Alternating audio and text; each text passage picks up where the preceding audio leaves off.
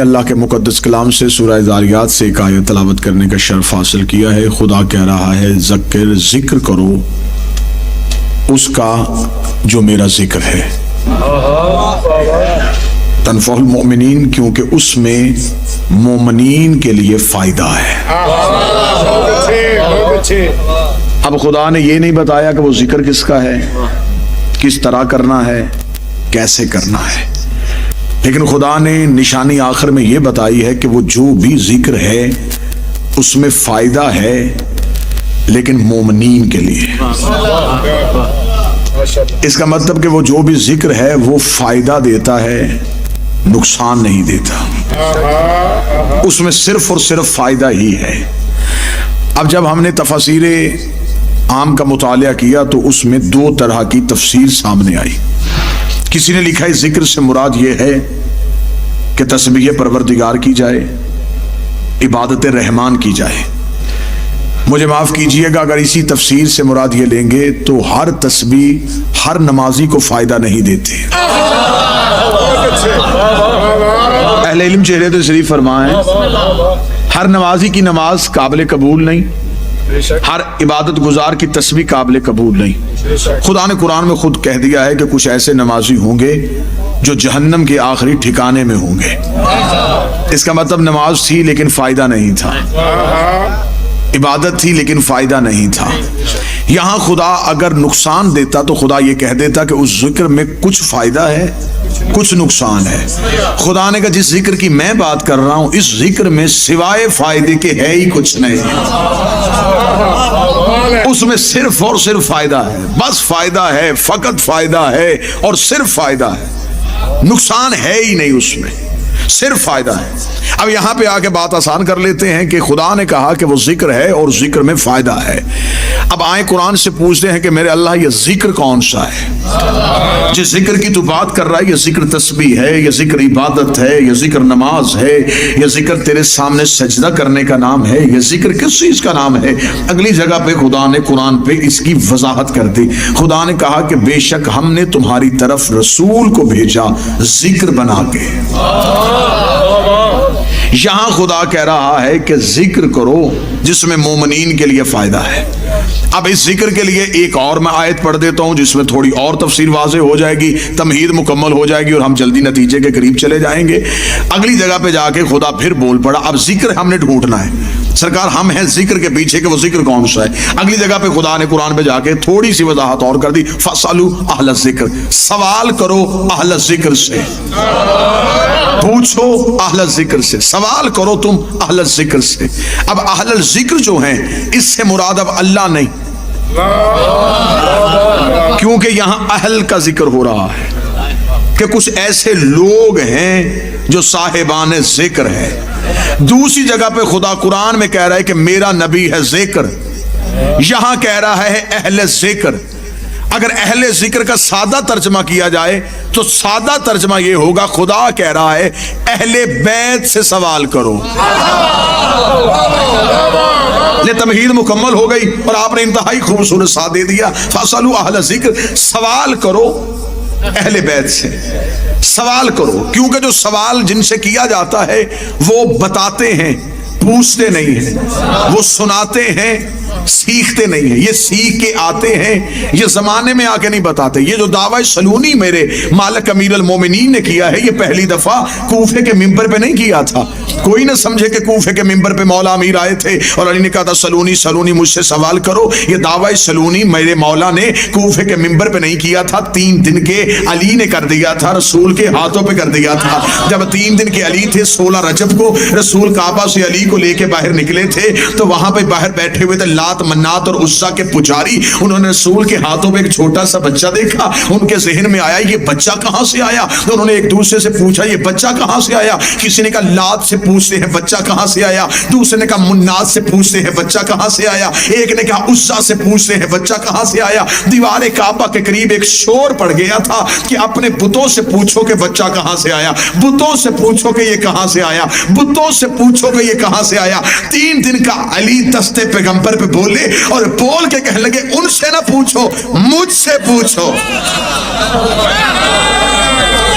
یہ سوال کرنا یہ سوال کرنا ہے تو سوال مجھ سے کرو.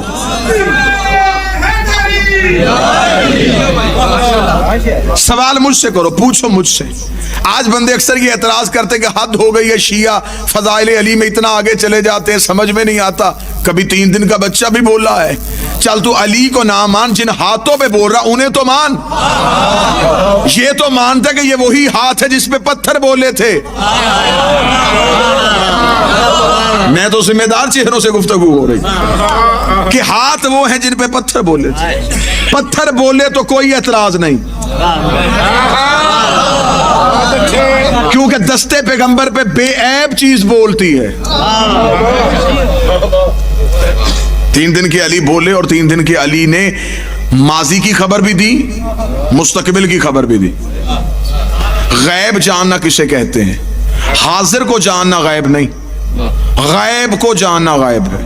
ماضی غائب ہے, میں پہنچا, مجھ سے پہلے کس نے پڑھا میں نہیں جانتا. میں پڑھ کے چلا جاؤں گا, میرے بعد کون پڑھے گا میں یہ بھی نہیں جانتا.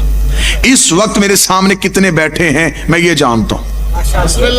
جو ماضی میں جھانکے وہ بھی علم غیب جانتا ہے, جو مستقبل کی خبر دے وہ بھی علم غیب جانتا ہے. علم غیب کی تعریف یہی ہے, علمی چہرے تشریف فرما ہے جو ماضی اور مستقبل کی ہمہ وقت خبر دے سکتا ہو, وہ علم غیب جانتا ہے. 3 دن کے علی نے رسول کے ہاتھوں پہ آ کے 2 اعلان کیے. فرمایا توریت سناؤں, انجیل سناؤں, زبور سناؤں. ان تینوں کا تعلق ماضی سے تھا, یہ پہلے آ چکی تھی. اب علی صرف ماضی کی خبر نہیں دے رہے, اور اسی جملے پہ رسول کے ہاتھوں پہ بول کے کہا اگر آپ کہیں تو قرآن سناؤں. قرآن ابھی نازل نہیں ہوا, اور خدا خلقت کے معیار بتا رہا ہے.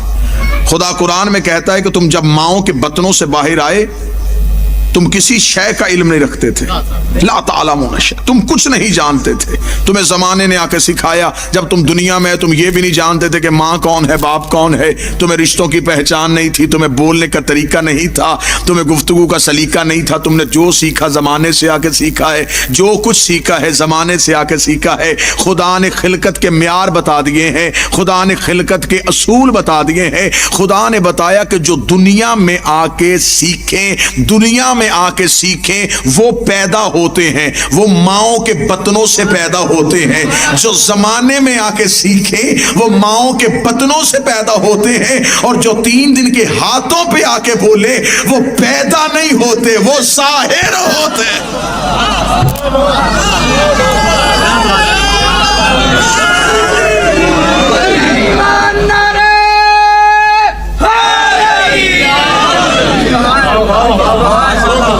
وہ پیدا نہیں ہوتے. اس کی دلیل دیتے ہیں تو دلیل قرآن سے لے لیتے ہیں. بسم اللہ الرحمن الرحمن علم القرآن خلق الانسان. رحمان ہے وہ جس نے پہلے علم دیا پھر خلق کیا. علم پہلے خلقت بعد میں. یہاں جو پیدا ہوتے ہیں ان کی خلقت پہلے علم بعد میں. یہ جو رہتے ہیں یہ 14 اور قرآن سے, قرآن تو بار بار پکار کے, قرآن تو ہے ہی آل محمد کے قصیدے کا نام, اور انتہائی پڑھے لکھے احباب تشریف فرما ہے. قرآن اپنے اندر کئی معنی رکھتا ہے. اکثر بندے کہہ دیتے ہیں, میں نے زندگی میں کبھی اہل علم مولانا میرے بھائی تشریف فرما ہے, میری سعادت ہے, میرے اہل سنت برادران کے جید علماء کرام تشریف فرمائے. اکثر لوگ یہ سوال کر دیتے ہیں فلاں بندے نے ترجمہ غلط کیا, فلاں کا ترجمہ غلط ہے. میں نے کبھی نہیں کہا. میں نے کہا ہر کوئی ترجمہ ٹھیک کرتا ہے اپنی معرفت کے مطابق. ترجمہ سب ٹھیک کرتے ہیں اپنی معرفت کے مطابق. اس کے لیے میں اگلا جملہ معرفت کا کہنے لگا ہوں. قرآن ہاتھوں پہ آ کے جب کھلتا ہے نا تو قرآن قاری کا چہرہ دیکھتا ہے. جتنی معرفت ہوتی ہے اتنے معنی اگلتا ہے. استاد منیر نیازی کا مجھے جملہ یاد آ گیا. وہ کہا کرتے تھے قرآن کی آیتیں اتنی حسین ہیں یہ بے ضمیر چہروں سے پردہ کرتی ہیں. قرآن کی آیتیں اتنی حسین ہیں، یہ بے ضمیر چہروں سے پردہ کرتی ہے، چھپ جاتی ہیں، کیونکہ قرآن کہہ رہا ہے کہ میرے اندر بھی ایک چھپی ہوئی کتاب ہے۔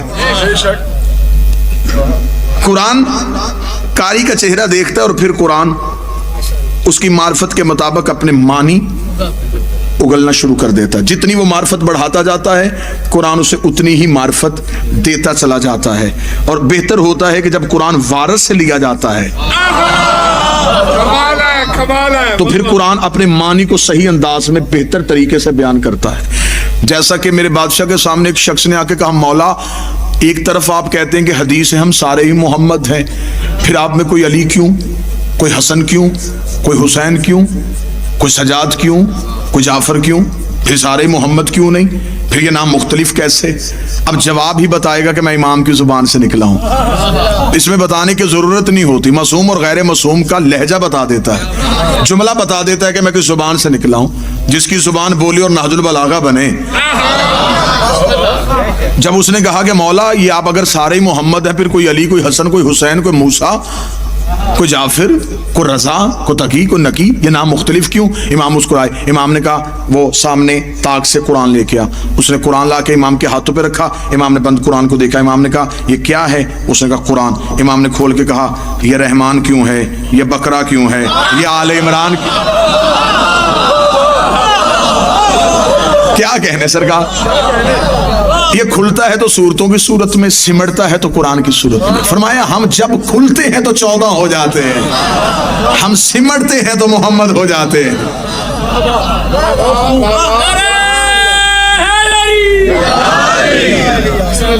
لیکن قرآن سمجھ میں تب آتا ہے، صاحبان علم، قرآن سمجھ میں تب آتا ہے جب قرآن وارث سے لیا جاتا ہے۔ میرے مولا کوفے کے ممبر پہ ایک شخص نے آگے سوال کیا، اس نے کہا یا علی کل انبیاء کتنے ہیں؟ فرمایا کم و بیش لگ بھگ 1.25 لاکھ۔ اس نے کہا قرآن دعویٰ کر رہا ہے کہ میرے اندر ہر چیز کا ذکر موجود ہے، ہر خشک و تر کا ذکر موجود ہے، تو اگر قرآن کے اندر ہر چیز کا ذکر موجود ہے تو ان انبیاء کے نام قرآن میں کیوں نہیں؟ یا تو سارے نبیوں کے نام قرآن میں دکھائیے یا دعوی قرآن کو واپس لے لیجئے۔ امیر المومنین مسکرائے اور کوفے کی مسجد کے باہر ایک نیم کا درخت، جسے ہم اردو میں نیم کا درخت کہتے ہیں، اس میں ایک پھل لگا ہوتا ہے جسے اردو میں نبولی بولتے ہیں۔ امیر نے فرمایا وہ نبولی توڑ کے لے کے آ، وہ نبولی توڑ کے لے کے علی نے فرمایا میرے ہاتھ پہ رکھ۔ اس نے کہا یا علی میں آپ سے پوچھ رہا ہوں کہ 1.25 لاکھ نبیوں کے نام قرآن کی کسی صورت میں دکھائیں، آپ کہہ رہے ہیں کہ نبولی میرے ہاتھ پہ رکھا۔ علی نے فرمایا اس نبولی میں تیرے سوال کا جواب۔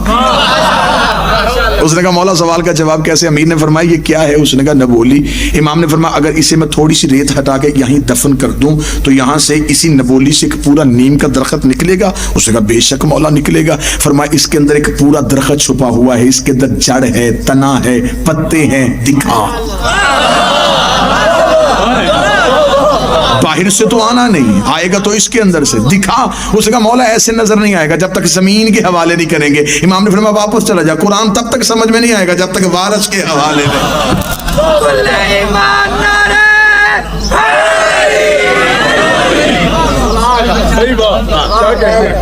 فَاسْأَلُوا أَهْلَ الذِّكْرِ، سوال کرو تم اہل الذکر سے۔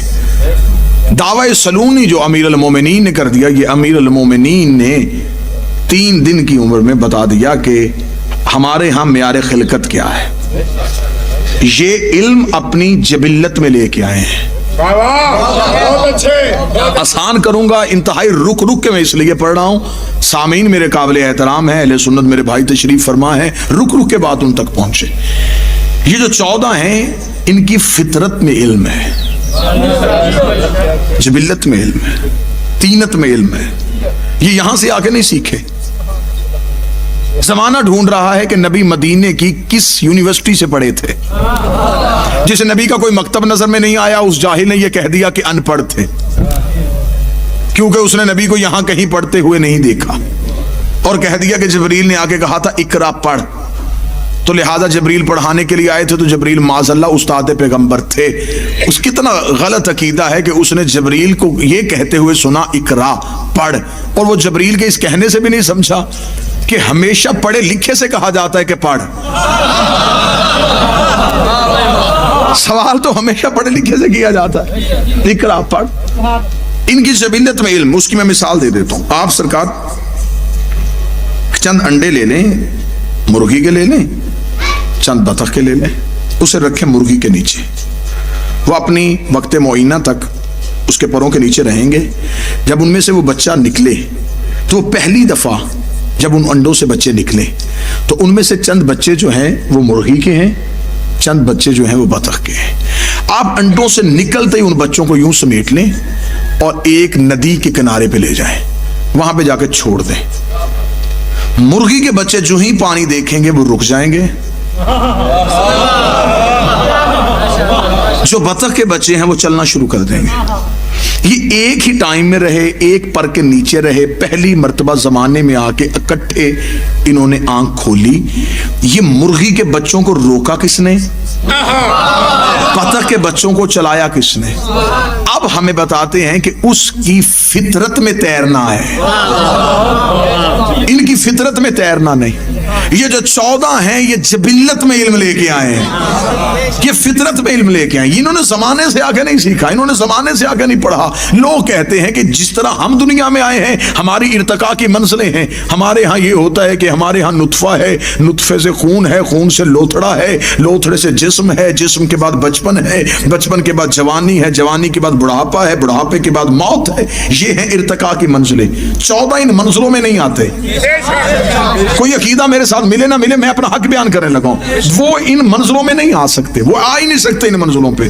वो तो उनकी मेहरबानी है कि हमें समझाने के लिए हम जैसे बन के आ गए। ये तो उनकी करम नवाजी है कि वो हमें समझाने के लिए हम जैसे बन के आ गए। अगर वो अपनी असली हालत में आ जाते तो शायद जमाने की वही हालत होती जो तूर में मूसा के साथियों की हुई थी। ये तो इनका करम था, ये तो इनका फैज था, ये हमें समझाने के लिए हम जैसे बन के आ गए। अब जब जिसने अपने जैसे देखा उसने कहा जी बशरियत का लिबादा था, हमारी तरह हाथ है, हमारी तरह आंखें थी, हमारी तरह खाते थे, हमारी तरह पीते थे, हम में और उनमें फर्क क्या है? वो तो हमारी तरह हकीकत में नूर था, बाहर बशरियत का लिबादा था। लिबादा बशरियत में छुपा हुआ एक नूर था। मैं उसकी एक फिर मिसाल दे देता हूं, मिसालों के जरिए से, क्योंकि जमींदार मजमा है, बात पहुंचे। मेरी आवाज इस माइक के जरिए से आप तक जा रही है। किस तरह आ रही है शिराजी साहब? इस तार के जरिए, इसके अंदर एक बिजली की लहर दौड़ रही है जो मेरी आवाज को इन साउंड्स के जरिए से आप तक पहुंचा रही है। इस बिजली की लहर के ऊपर ये एक प्लास्टिक और रबड़ का कवर है। अगर ये कवर ना होता, मैं कोशिश कर रहा हूं रुक रुक के और समझा के बात, मैं इसे छू ना सकता। इसके अंदर एक तेज लहर, एक तेज रॉ है जो दौड़ रही है। बाहर जिसने बनाई उसने एक कवर चढ़ा दिया ताकि इंसानियत फायदा भी ले, नुकसान भी ले। हर बंदा पढ़ा लिखा नहीं होता, लोग इसे हाथ भी लगा लें, फायदा भी लेते रहें, नुकसान भी ना हो। जब तक ये हमारे करीब रही इसके ऊपर ये कवर रहा। लेकिन ये जो बाहर खंभों के ऊपर है, इनके ऊपर कवर क्यों नहीं? वहां इनसे ज्यादा वोल्टेज है, क्योंकि वहां इसके अलावा जाने वाला कोई नहीं। वहां ये अपने मस्कन से आती है, मस्कन में जाती है, वहां ये अपनी असली हालत में रहती है। मिसाल मैंने बड़ी सादा करके दे दी थी कि शायद इससे आगे मुझे बहस की जरूरत ना पड़े। जब तक नबी का नूर इंसानियत के करीब रहा, इसके ऊपर बशरियत का लिबादा रहा। जब अपने मस्कन पे गया, फिर अपनी असली हालत में गया था, और जबरील ने भी पर जोड़ के कहा था एक लम्हा भी आगे गया तेरे नूर से पर जल जाए।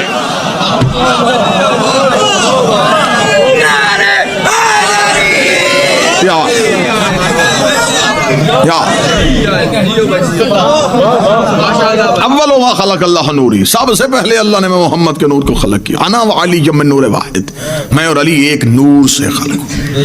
मजमे से के बंदा उठ के खड़ा हुआ, उसने कहा अल्लाह का नबी तेरा ये नूर कब से है? फरमाया जब कब ना था।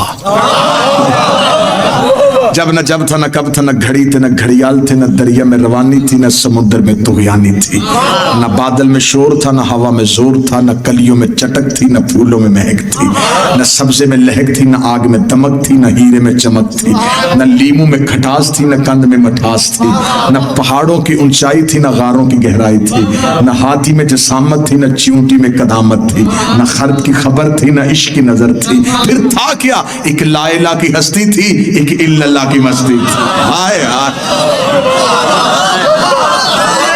कुछ ना था।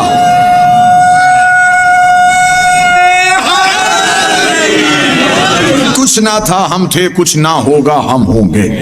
कुछ भी ना था, क्या कहूं क्या था, जो भी कहूंगा वो लफ्ज होंगे।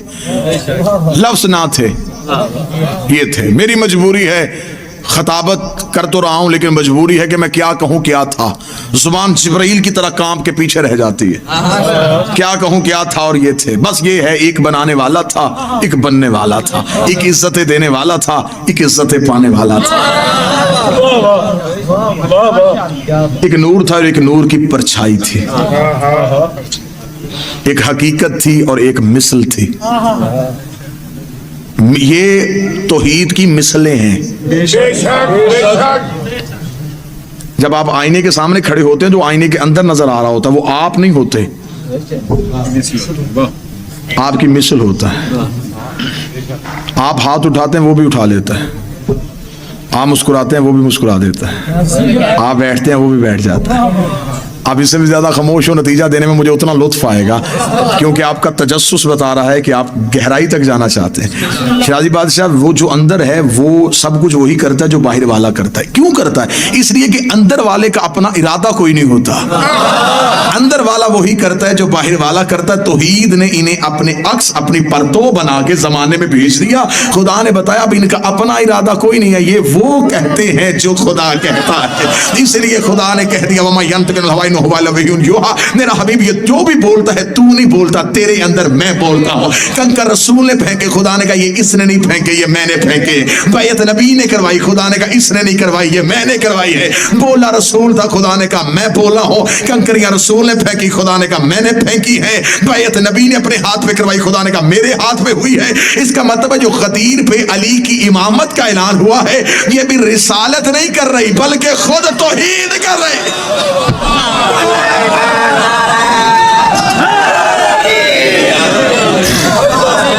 बिस्मिल्लाह सर।